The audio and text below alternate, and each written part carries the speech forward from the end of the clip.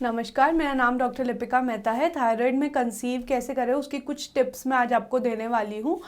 तो सबसे पहले वीडियो की शुरुआत करने से पहले मैं आपको ये बताना चाहती हूँ कि अगर आपको थायराइड है और अगर आप कंसीव करना चाह रहे हैं तो आप बहुत ज़्यादा डरिए मत, क्योंकि कुछ वेज़ हैं मेडिकली जिससे आप ठीक हो सकते हैं। तो आपको बिल्कुल टेंशन लेने की ज़रूरत नहीं है। आप इस वीडियो को देखिए, साथ में अपनी एक गायनेकोलॉजिस्ट से कंसल्ट करिए, आपको ईजिली कंसेप्शन हो जाएगा। देखिए, जब हम थायराइड रिलेटेड डिसऑर्डर्स की बात करते हैं तो दो टाइप ऑफ डिसऑर्डर्स आते हैं, एक हाइपरथायराइडिज्म और एक हाइपोथायराइडिज्म। हाइपोथायराइडिज्म में क्या होता है, जो TSH होता है उसका लेवल थोड़ा बढ़ जाता है और T3 और T4 जो है उसका लेवल कम हो जाता है। और जो हाइपरथायराइडिज्म होता है उसके अंदर क्या होता है कि आपका जो T3 और T4 है उसका जो लेवल है वो बढ़ जाता है, TSH का लेवल भी चेंज रहता है।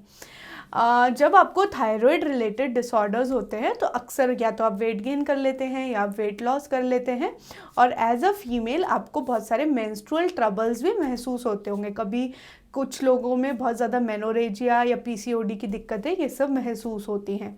थायराइड में प्रेगनेंसी होती है कि नहीं, इस पर मैं एक वीडियो ऑलरेडी बना चुकी हूँ, आप अगर चाहे तो उसको देख सकते हैं। और साथ में आपको ये जानना ज़रूरी है कि अगर आप कंसीव करना भी चाह रहे हैं ना, तो उसके लिए आपको कुछ स्टेप्स फॉलो करने हैं और साथ में आपको कुछ एक चीज़ों का ध्यान रखना है। अगर आप थायराइड के साथ कंसीव कर लेते हैं तो आपको क्या होगा कि कुछ टाइम के बाद आपको मिसगैरेजेस हो जाएगा, या फिर आपको आपका जो बेबी है अगर वो फॉर्म हो चुका है तो उसमें कुछ कॉम्प्लिकेशंस आ सकते हैं। हो सकता है कि बेबी की जो ग्रोथ है वो अच्छे से ना हो, और चूंकि बेबी की ग्रोथ अच्छे से नहीं होगी तो हो सकता है कि बेबी एबनॉर्मल पैदा हो। तो आपको ध्यान रखना है कि अगर आपको थायराइड है तो कंसीव करने से पहले गायनेकोलॉजिस्ट को दिखाना है। दूसरा, अगर आपका जो थायराइड लेवल है वो नॉर्मल लिमिट्स में नहीं है, ज़्यादा है या कम है, तो आपको कंसीव करने में बहुत सारी प्रॉब्लम्स हो सकती हैं। तो सबसे पहली चीज़, सबसे पहला स्टेप तो आपको क्या करना है, अगर आपको हेरिडिटरी भी प्रॉब्लम है थायराइड का, आपको क्या करना है, एक टेस्ट कराना है, थायराइड प्रोफाइल टेस्ट। जब वो आप टेस्ट करा लेंगे तो आपको वो रिपोर्ट मिल जाएगी। जब वो रिपोर्ट मिलेगी तो अब या तो थायराइड ज़्यादा है या थायराइड कम है, तो उन दोनों के लिए अगर आपको थायराइड कम है तो आपको एक टैबलेट दी जाती है थायरोक्सिन की, आप वो टैबलेट लीजिए। अगर आपका जो थायराइड है वो बहुत ज़्यादा है तो उसके लिए भी आपको टैबलेट्स दी जाती हैं जो कि आपके थायराइड के जो हार्मोन के जो लेवल है उनको कम कर देती है। आपका जब लेवल एकदम नॉर्मल लेवल पे आ जाता है आपको कंसीव तब करना है। तो अगर, क्योंकि आपको एक बात जाननी है कि जो थायराइड हार्मोन का जो लेवल है वो क्या है, जो एग होता है, आप जो हर मंथ आप क्या करती है, आपकी बॉडी एक एग रिलीज़ करती है, ठीक है। और वो एग जो रिलीज़ करती है वो ओवरी से रिलीज़ होता है आपकी बॉडी में, ठीक है। अब अगर मान लीजिए वो जो एग है या तो वो ढंग से बना नहीं है, क्योंकि अगर आपको थायराइड रिलेटेड डिसऑर्डर्स है तो हो सकता है आपके एग जो है उसको रिलीज़ करने में प्रॉब्लम हो या एग बने ही ना। अगर आपको इस तरह की दिक्कतें आपको अक्सर देखने को मिलेंगी, उसकी वजह से आपको बोला जाता है कि आप कंसीव नहीं कर पा रहे क्योंकि आपको थायराइड है, ठीक है। अगर आपका थायराइड लेवल नॉर्मल आ जाएगा, अगर आप रेगुलरली टैबलेट्स लेंगे, अगर आप हेल्दी लाइफस्टाइल फॉलो करेंगे, उसके लिए मैं ऑलरेडी एक वीडियो बना चुकी हूँ जिसके अंदर आपको क्या खाना चाहिए नेचुरली, आप थायराइड हार्मोन को कैसे नॉर्मल रखें, आपको कौन सा योगा करने की ज़रूरत है।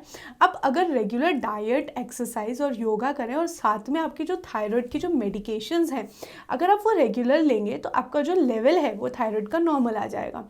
जैसे ही वो रेगुलर नॉर्मल लेवल आता है, आपकी जो ओवरीज के फंक्शंस हैं, आपके जो मेंसेस साइकिल है और आपकी जो बॉडी के जो हार्मोन्स हैं वो नॉर्मली सिक्रीट होने लगते हैं, बॉडी जो है वो नॉर्मली बिहेव करने लगती है, आपका मेटाबॉलिज्म नॉर्मल हो जाता है, आपकी बॉडी में जो जो थायराइड हार्मोन के काम होते हैं जैसे रिपेयर करना, ग्रोथ कराना, ये सब काम थायराइड हार्मोन एकदम सही लेवल पे करने लग जाता है।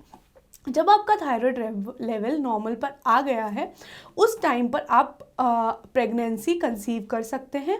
साथ में आपको अपने गायनेकोलॉजिस्ट से बात करते रहना है, साथ में आपको हर 3 महीने या 2 महीने के बाद टेस्ट कराते रहना है। अगर आप कंसीव कर चुके होंगे थायराइड के दौरान अगर आपको थायराइड है, आपका थायराइड नॉर्मल आया, उसके बाद अगर आपने कंसीव कर लिया है तो कंसीव करने के बाद आपको ये चीज़ ध्यान रखनी है कि उस टाइम पर भी आपका जो थायराइड लेवल है वो मेंटेन रहे। हो सकता है प्रेगनेंसी के दौरान थायराइड लेवल थोड़ा सा बढ़ जाता है, कि जिसे हम प्रेगनेंसी इंड्यूस्ड हाइपोथायराइडिज्म बोलते हैं या हाइपरथायराइडिज्म बोलते हैं। तो अगर प्रेगनेंसी में थोड़ा बहुत बढ़ रहा है तो वो भी एक लिमिट तक ही बढ़ना चाहिए। अगर वो लेवल जो है वो नॉर्मलाइज रहेंगे, प्रेगनेंसी के दौरान भी थायराइड लेवल एकदम नॉर्मल रेंज में रहेगा, तो आपके बेबी पर कुछ प्रॉब्लम नहीं होगी, साथ में आपको कोई मिसकैरेज के चांसेस कम हो जाएंगे, और साथ में आपका जो बॉडी, आपका जो बेबी का जितना भी ग्रोथ है, मेटाबॉलिज्म है, या फिर आपकी बॉडी में जितने भी चेंजेस प्रेगनेंसी के दौरान हो रहे हैं उसमें जो थायराइड हेल्प करता है वो एकदम प्रॉपर होंगे। अगर वो सब चीज़ें अगर आपकी बॉडी में प्रॉपर हो रही है तो आप आसानी से एक हेल्दी बेबी को बर्थ कर सकते हैं, और साथ में आपकी जो खुद की ओवरऑल हेल्थ है वो भी इम्प्रूव्ड होगी। ठीक है, तो आपको बस एक ही चीज़ ध्यान रखनी है कि बिफोर प्रेगनेंसी, ड्यूरिंग प्रेगनेंसी और आफ्टर प्रेगनेंसी आपका जो थायराइड लेवल है वो नॉर्मलाइज रहे। वो आप डाइट से ला सकते हैं, आप योगा से ला सकते हैं, आप साथ में जो प्रॉपर ट्रीटमेंट आपको थायराइड का दिया जा रहा है, जो डोजेज आपको दे रहे हैं मेडिसिन की, वो डोजेज टाइमली लीजिए और अपनी गायनेक से कंसल्ट करिए। आपको कंसीव करने में कुछ भी प्रॉब्लम नहीं होगा। अगर आपको थायराइड रिलेटेड कुछ और जानकारियाँ जाननी है और आपको जानना है कि थायराइड आपको किस तरह से हेल्प करता है, कौन सी डाइट लें, कौन सा योगा करें, या फिर क्या खाना चाहिए, क्या नहीं खाना चाहिए, तो उस पर ऑलरेडी मैं बहुत सारे वीडियोस बना चुकी हूँ। आप अपने नॉलेज को एनहेंस करिए, और कुछ भी अगर आपको लगता है कि मुझे ऐड ऑन करना चाहिए तो आप कमेंट में ज़रूर बताएं। धन्यवाद।